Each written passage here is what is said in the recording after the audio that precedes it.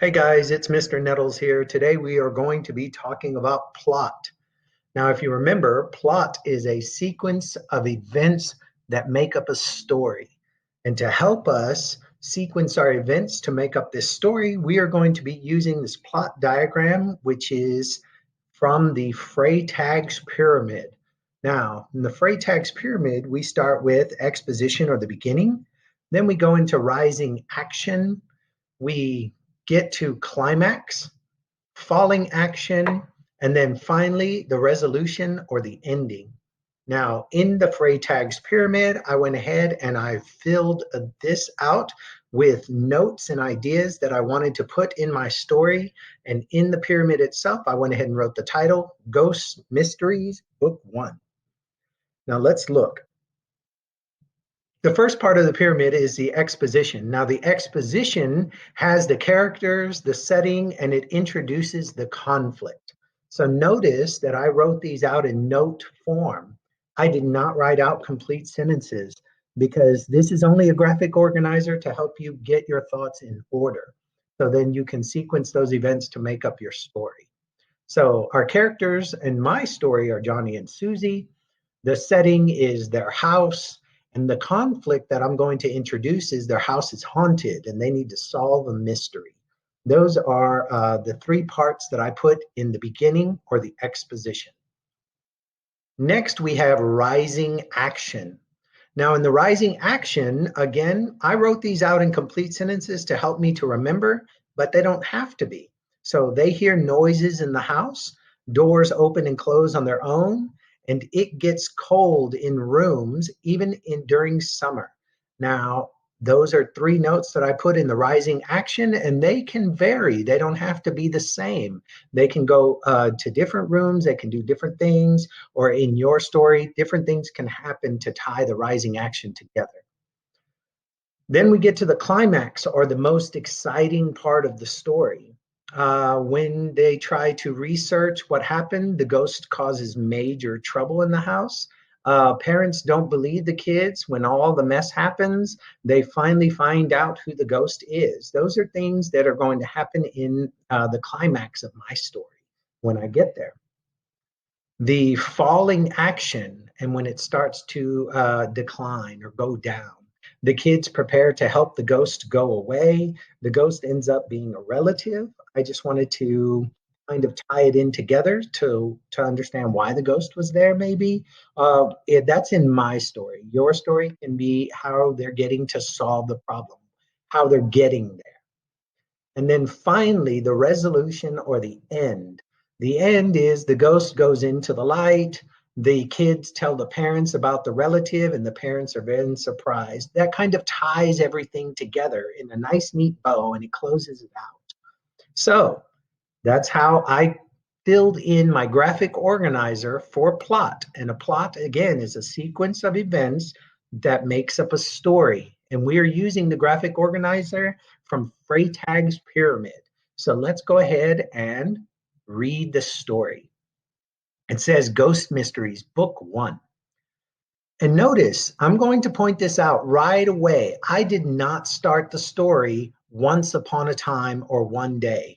You do not have to start stories out that way. So I started out building in the setting. So listen up. Here goes. It says, in the town of Somerville, there is a quiet street. Oak Street is like any other street in town, lined with houses, kids riding their bikes, and sprinklers watering the grass. There's a yellow house at the end of the block. This is the home of Johnny and Susie Strider, or Stider. They have lived there all their lives and have been happy until yesterday. Yesterday was when the mayhem all started. Their house is haunted. Now, if you noticed, I introduced the setting. That was their house in Somerville. I introduced the characters, Johnny and Susie Stider, and then I introduced the conflict. Their house is haunted. And that I did in the first paragraph, all at the beginning. Now, the rising action. Johnny was downstairs doing his homework at the dining room table, and Susie was upstairs in her room playing. Suddenly, Johnny heard Susie let out a horrible scream. Ah! Johnny's head shot up, and he quickly bolted upstairs. He made it to the second floor in 2 jumps. He slammed open Susie's door, and there she was, sitting at her dollhouse playing. She turned suddenly and screamed at her brother, "What are you doing here?" Johnny stared at his sister with a confused look on his face. He asked her if she was okay. She replied, "Yes? Why? What are you doing barging in my room like that? I thought you screamed," he said. Susie looked confused and said she didn't. She walked over to the door and asked Johnny to leave her alone. That is when the door slammed shut, the kind of slam that might have broken the door off its hinges kind of slam. Johnny and Susie looked at each other with a look of terror and confusion. They both ran to the door and pulled on the handle. The door wouldn't budge. Suddenly, a gust of cold air shot through the room.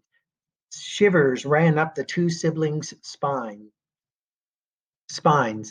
A loud, deep laugh could be heard throughout the house. Johnny and Susie looked at each other in horror. They both shouted, "Mom!" They ran to the office where she was working. She was deep in concentration and seemed to have no idea what was happening. The two children started yelling at once, trying to explain what was going on. She looked up, afraid if something was terribly wrong, but she couldn't understand what they were saying. She finally let out a yell of her own. "Quiet!" Johnny and Susie stopped talking at once. Mrs. Steiner then calmly asked Johnny what was going on. Johnny explained what had happened, and when he got to the door slamming on its own and the loud laugh, his mom stopped him in his tracks. She said it must be his imagination, and she didn't hear or feel a thing. Susie tried to back her brother up, but her mom was busy working and couldn't hear another word. She sent them on their way. She shooed them out of her office and closed the door behind them, leaving them to figure out what was really going on. Johnny turned to Susie, put his hands on her shoulder. He looked straight at her and said, "We have to figure this out ourselves." Now, I'm going to stop right there. Doesn't that leave you wondering what's going to happen in the story? That's called suspense. You're building it up, and that's the rising action. And the rising action is going to lead to then the climax, which is the biggest part of your story. So whenever you're writing your story, make sure to include some suspense. Don't just explain it all to the reader right away. Let them build upon it. So this is plot, and plot is a sequence of events that make up a story. And we're using our plot diagram from Freytag's pyramid to help us navigate how we are going to build our story and how we're going to complete it. So if you have any questions, just give me a call or a text, send me a message and let me know. And we'll continue with part 2 next week. Have a good day.